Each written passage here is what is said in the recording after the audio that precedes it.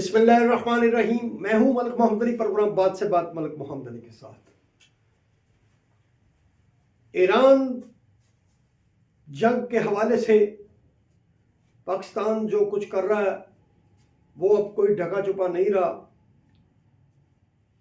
امریکہ بھی تسلیم کر رہا ہے پاکستان کی ثالثی کو، روس بھی تسلیم کر رہا ہے، چین بھی تسلیم کر رہا ہے، اور دیگر ممالک بھی اس ثالثی کے حوالے سے پاکستان کو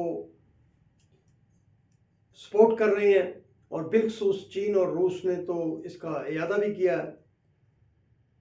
آج کے پروگرام میں اس موضوع پر بات ہوگی. کیا آیا اسلام آباد اکارڈ ہونے جا رہا ہے یا جنگ کوئی اور رخ اختیار کرے گی؟ آج کے پروگرام میں اسی موضوع پر بات ہوگی. اور پیارے دوستوں، جن دوستوں نے ابھی تک ہمارے چینل کو سبسکرائب نہیں کیا، برائے مہربانی وہ ہمارے چینل کو سبسکرائب بھی کریں، لائک بھی کریں اور شیئر بھی کریں. ایران پر امریکہ اور اسرائیل کے حملے کے بعد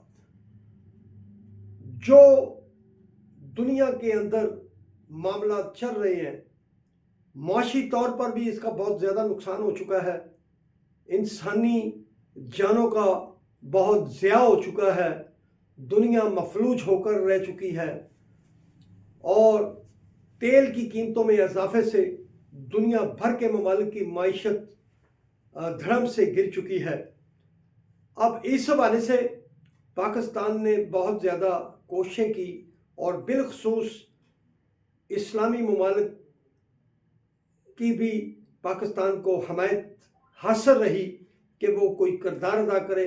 اور اس حوالے سے اسلام آباد کے اندر جو ترکیہ، سعودی عرب اور مصر کے وزرائے خارجہ کا ایک اہم اجلاس بھی ہوا، اور اس اجلاس کو پھر بعد ازاں جو معاملات سامنے آئے، چین کی حکومت نے بھی اسے ریکگنائز کیا اور کہا کہ وہ اس امن پیس کے حوالے سے جو معاملات ہو رہے ہیں ان کی حمایت کرتے ہیں.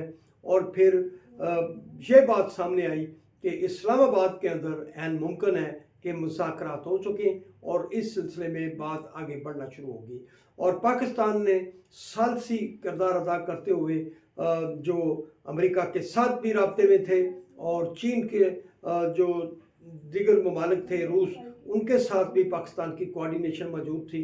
اور بالخصوص جو ایران کے ساتھ جو پاکستان کا بہت زیادہ رابطہ رہا، بلکہ ہم سمجھتے ہیں کہ فیلڈ مارشل سید محمد عاصم منیر، وزیر اعظم پاکستان میاں شہباز شریف، وزیر خارجہ اسحاق ڈار اس سلسلے میں بہت ہی بھرپور محنت کرتے نظر آئے.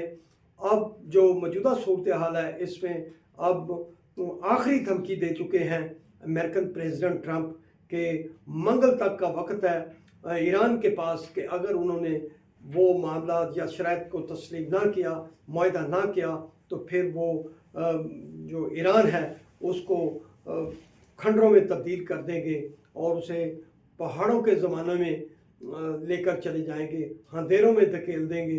اور اسی طرح پھر ایران نے بھی جواب الجواب بہت سارے جواب دیے ہیں. اب اس نئے جو جنگ کے حوالے سے دونوں اطراف سے جو خیالات ابھر کر سامنے ہیں، اس سے دنیا میں مزید تفتیش کی لہر دوڑ چکی ہے.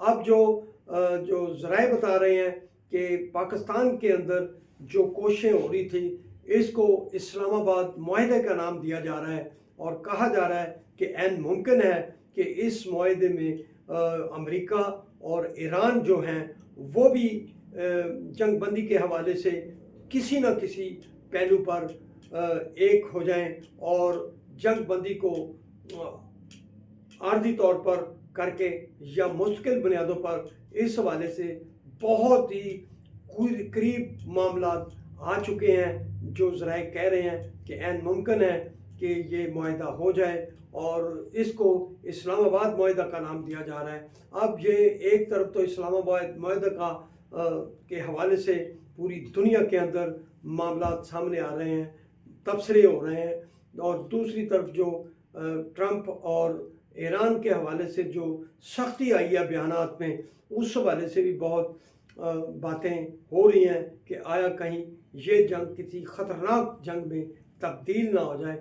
بہرحال ہم سمجھتے ہیں کہ آنے والے جو چند گھنٹے یا ایک آدھ دن ہے، اس میں یہ بات واضح ہو جائے گی کہ اسلام معاہدے پر عمل درآمد ہوتا ہے یا اسلام معاہدے کو باقاعدہ اون کر لیا جاتا ہے، یا پھر جنگ کسی اگلے مرحلے کی طرف جائے گی۔ سلام پاکستان، سلام اوورسیز، اللہ حافظ۔